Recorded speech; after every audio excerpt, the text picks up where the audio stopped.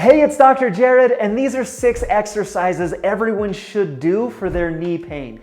Because most non-traumatic knee pain that we experience actually happens because of weakness in the muscles that control the knee. We're talking specifically the quadriceps muscles in the front and the hamstring muscles in the back. They're the ones that control how our knee bends, but the ones that we often overlook are the muscles right up here in the hip that control where the knee bends. Strengthening these areas is one of the best ways to eliminate knee pain. These exercises are the best ways to do that. We're going to start with some non-weight bearing exercises that are a little more simple, and then progress to some weight bearing exercises that are a little more functional.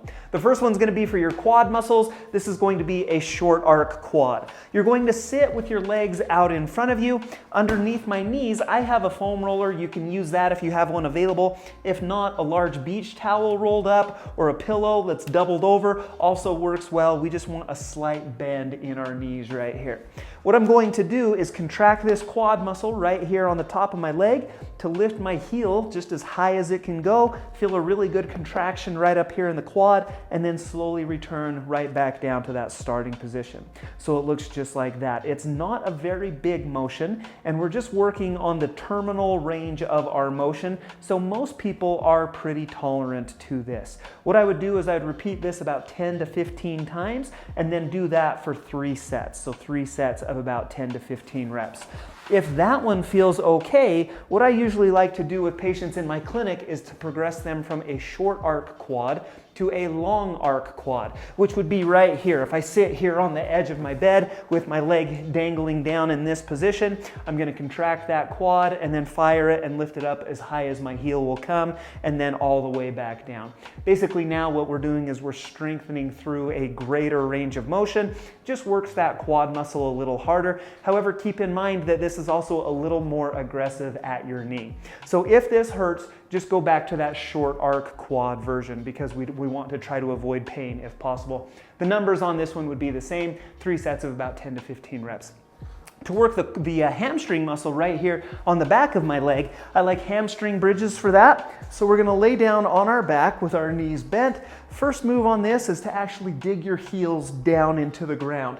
And what you should feel with that is those hamstring muscles activate and engage as you do that. So dig your heels, feel the hamstring and turn on, and then lift your hips up towards the ceiling while trying to basically pull your heels up towards your backside. And so I dig my heels in, I'm gonna lift my hips, I'm going to try to pull my heels up, hold 1, 2, 3, and then right back down.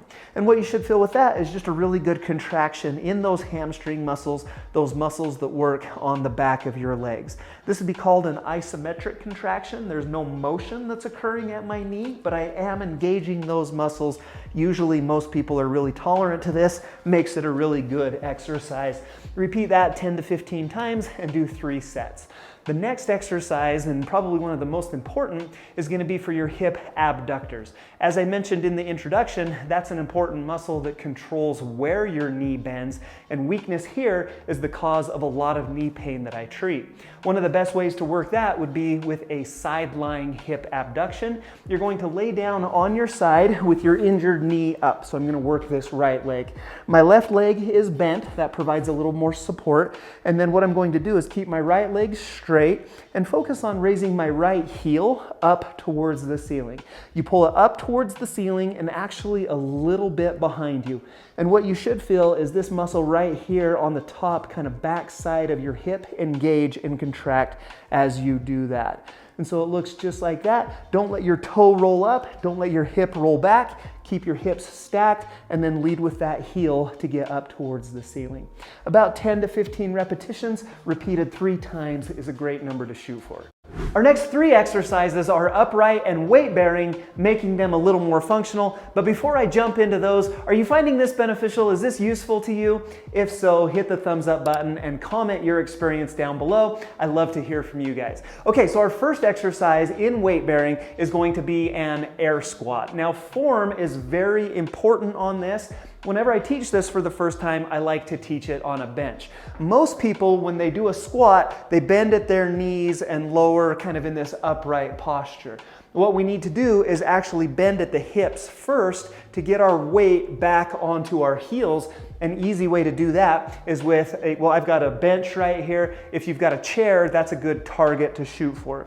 And so what you're gonna do is back up to a chair or a bench and then just initiate the motion like you're going to sit down.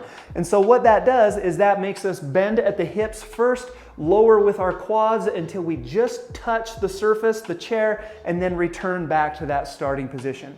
So I don't want you to just flop down in the chair. That's going to turn your muscles off and lose all tension and all contraction in your muscles. But if you can, slowly lower down until we just touch and then return back up to the starting position. Once you get that form down, and assuming that doesn't hurt, what we're going to do is then step away from the chair so that we can even go a little bit lower in this squat position. Looking at from this angle, I want your feet to be about hip width apart. As we go down, knees should stay right over toes. If we're buckling together like this, that's a bad position for your knees to be in. That's indicative of this hip abductor weakness. Try to keep those knees right over toes. Go as low as pain and strength allow, and then return right back up to that starting position. Such a great functional movement. I usually recommend 10 repetitions and do that for 3 sets.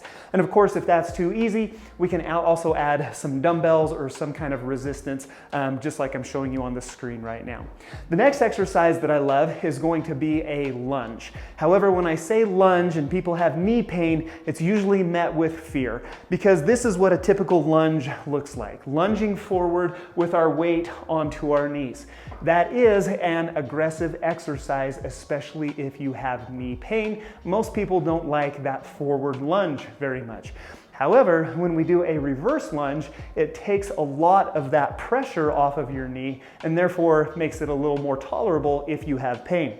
So a reverse lunge, what you're going to do is take a big step backwards. I'm standing on my left foot. I'm going to take a big step backwards with my right and then bend my left knee just as low as, again, pain and strength allow me to go. If it's just a small motion, if it's just this little quarter lunge, then that's where we need to start. But if you can, ideally, we're going to get down until the opposite knee just touches the ground, return to that upright position, and then I like to alternate these just to keep things even between legs. So it looks just like that. Once again, I want you to focus on keeping your knee directly over your toe. Don't let it buckle to the inside and don't let it go to the outside. We're relying a lot on hips to control that motion. And then we're also using the glutes and the hip extensors to pull ourselves up out of this while our quads are firing. Another just great exercise. 3 sets of 10 repetitions on both legs is the number that I like to shoot for. And then finally, the last exercise that I want to show you is going to be a single leg deadlift. This is really great for knee control, hip strength, just a great exercise overall. Once again, I'm going to stand on my left. With my right leg, I'm going to kick that behind me and raise it up as high as I can. Now, as my right leg raises higher, my torso bends forward. So what I'm trying to do is keep my lower back straight. Basically, my lower back and my right leg are gonna move as one solid unit and then return right back to that starting position.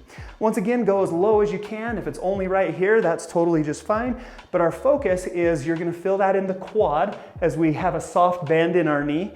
You're gonna feel it in the quad and then use the glute to pull and return yourself back to upright.